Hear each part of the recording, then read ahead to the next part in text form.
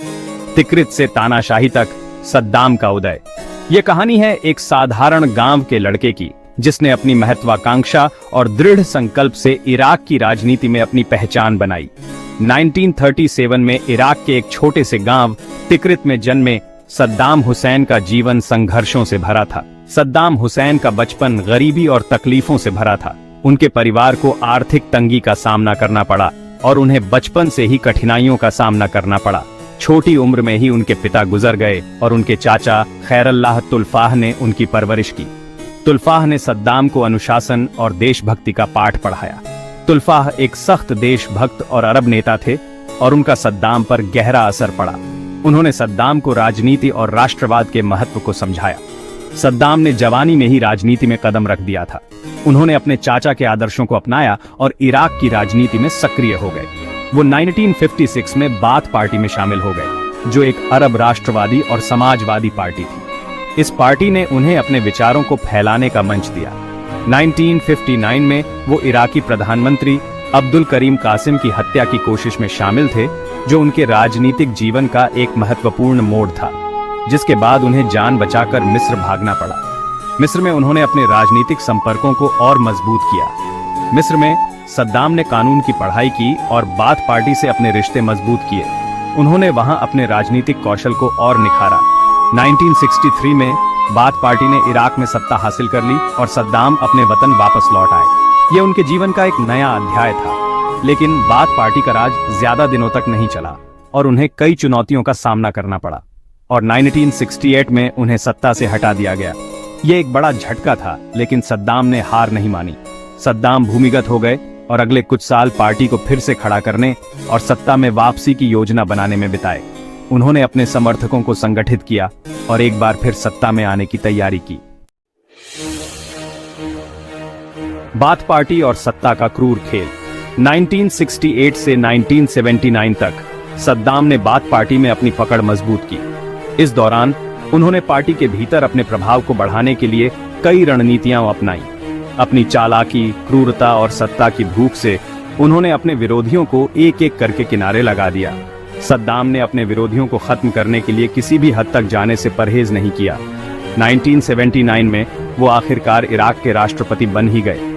राष्ट्रपति बनने के बाद उन्होंने अपने शासन को और भी सख्त और निरंकुश बना दिया। सत्ता मिलते ही सद्दाम ने अपने राज को मजबूत करने और किसी भी विरोध को कुचलने के लिए खौफ का राज कायम कर दिया। उन्होंने सेना और सुरक्षा बलों को अपने नियंत्रण में रखा। उन्होंने एक बड़ा गुप्तचर नेटवर्क बनाया और अपने विरोधियों को गिरफ्तार करने, प्रताड़ित करने और मारने के लिए उसका इस्तेमाल किया।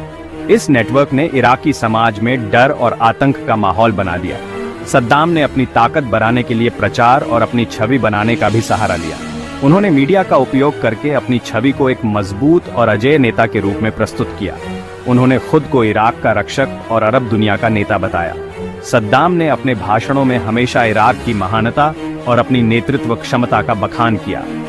उनकी तस्वीरें और मूर्तियां पूरे देश में लगाई गईं और स्कूलों में बच्चों को उनकी तारीफ में गाने गाने के लिए मजबूर किया जाता था। इस प्रकार सद्दाम ने अपने शासन को स्थायी बनाने के लिए हर संभव प्रयास किया।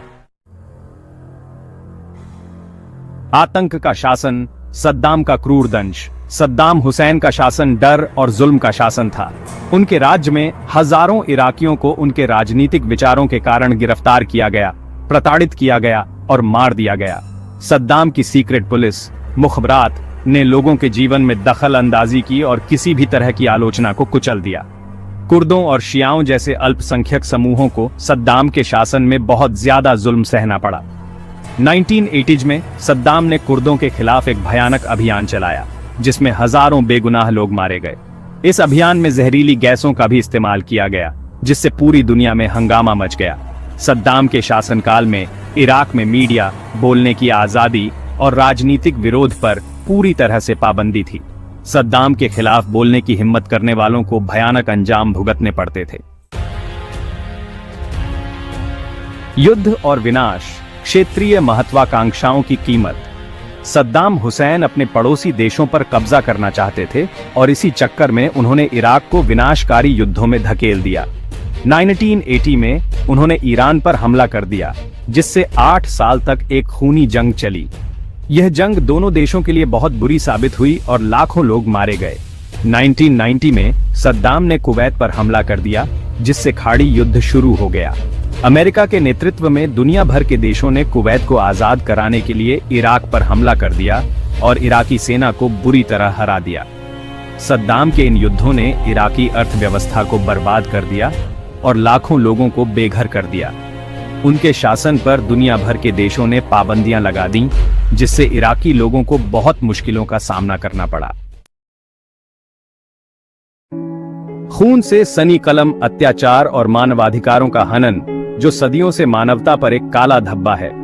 सद्दाम हुसैन के शासनकाल में इंसानियत को शर्मसार करने वाले जुल्म हुए। उनके शासन में निर्दोष लोगों पर अत्याचार की हदें पार कर दी गईं। उनके राज में बिना किसी वजह के लोगों को गिरफ्तार करना, उन्हें प्रताड़ित करना, फांसी पर लटका देना और सामूहिक हत्याएं आम बात थीं। ये सब एक भयावह यथार्थ था। सद्दाम की सीक्रेट पुलिस और उनके गुंडे बड़ी बेरहमी से पेश आते थे, जिससे पूरे देश में डर का माहौल बन गया था। लोग अपने ही घरों में सुरक्षित महसूस नहीं करते थे।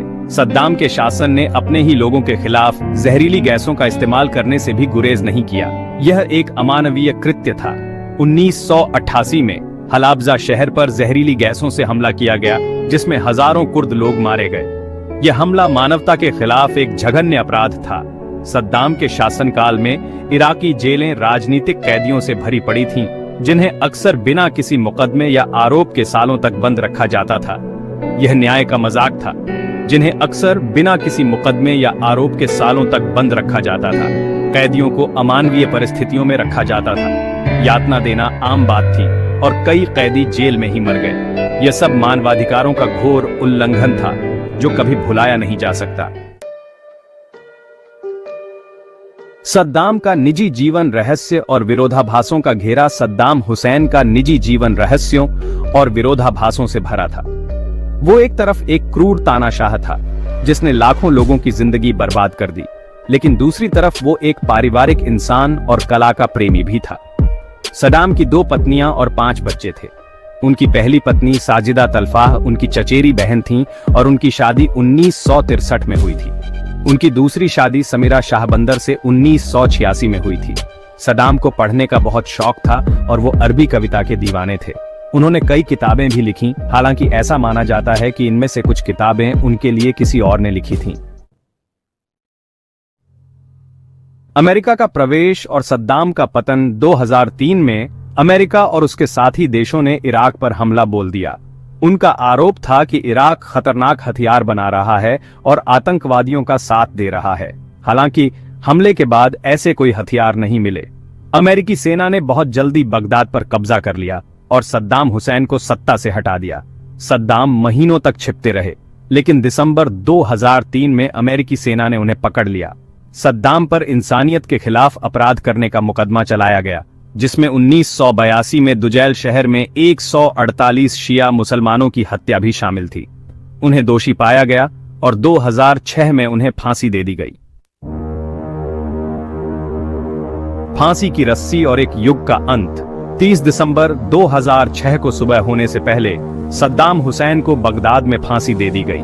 उनकी फांसी ने इराक और मध्य पूर्व के इतिहास के एक हिंसक अध्याय को खत्म कर दिया। सद्दाम की मौत पर दुनिया भर में अलग अलग राय थी। कुछ लोगों ने उन्हें एक क्रूर तानाशाह माना, जिसका अंत उसके किए की सजा थी, जबकि कुछ ने उन्हें अमेरिका का शिकार माना।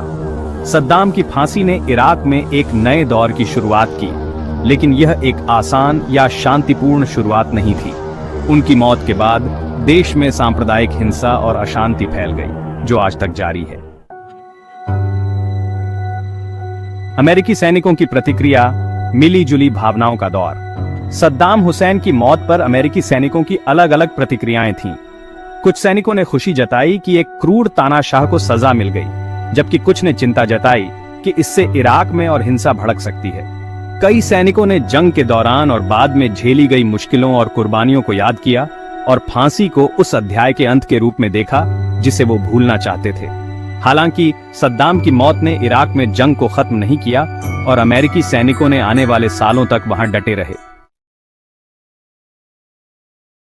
सद्दाम के बाद का इराक, नई चुनौतियां, अनिश्चित भविष्य। सद्दाम हुसैन के जाने के बाद से इराक को बहुत बड़ी चुनौतियों का सामना करना पड़ा है। देश ने बहुत ज्यादा हिंसा, राजनीतिक अस्थिरता और आर्थिक तंगी देखी है।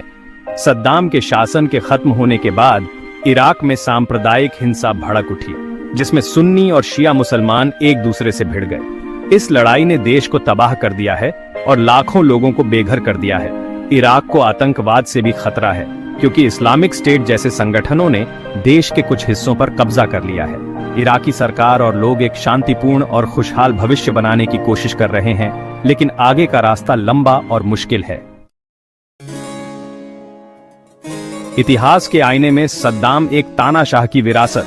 सद्दाम हुसैन इतिहास में एक क्रूर और अत्याचारी शासक के रूप में याद किए जाएंगे। उनके राज में लाखों इराकियों को उनके जुल्मों का शिकार होना पड़ा। सद्दाम की विरासत जटिल और विवादास्पद है। कुछ लोग उन्हें एक मजबूत नेता मानते हैं जिन्होंने इराक को स्थिरता और तरक्की की राह पर आगे बढ़ाया, जबकि कुछ उन्हें एक क्रूर तानाशाह मानते हैं जिसने अपने ही लोगों पर अत्याचार किए। इसमें कोई शक नहीं कि सद्दाम हुसैन का इराक और मध्य पूर्व के इतिहास पर गहरा प्रभाव पड़ा है। उनके फैसले आज भी इस क्षेत्र को प्रभावित करते हैं।